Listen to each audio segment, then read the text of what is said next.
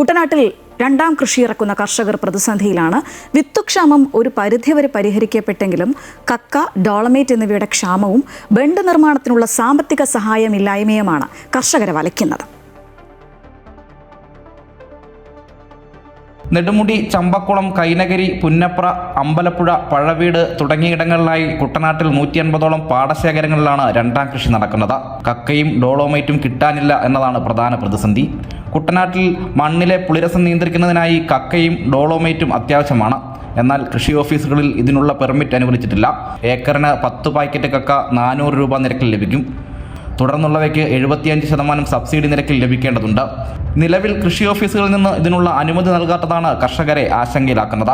വെള്ളപ്പൊക്ക ഭീഷണിയുള്ള കുട്ടനാട്ടിൽ പാടശേഖരങ്ങളിൽ ബണ്ട് സംരക്ഷിക്കുന്നത് പ്രധാന വെല്ലുവിളിയാണ്. എന്നാൽ 2001 ശേഷം ബണ്ട് നിർമ്മാണത്തിനോ പാടശേഖരങ്ങളുടെ ബണ്ട് സംരക്ഷണത്തിനോ സാമ്പത്തിക സഹായം സർക്കാർ അനുവദിച്ചിട്ടില്ല. നിലവിലെ സാഹചര്യത്തിൽ ബണ്ട് സംരക്ഷണത്തിനുള്ള തുക സർക്കാർ അടിയന്തരമായി അനുവദിക്കണമെന്നാണ് കർഷകരുടെ ആവശ്യം. അമൃത ന്യൂസ്, ആലപ്പുഴ.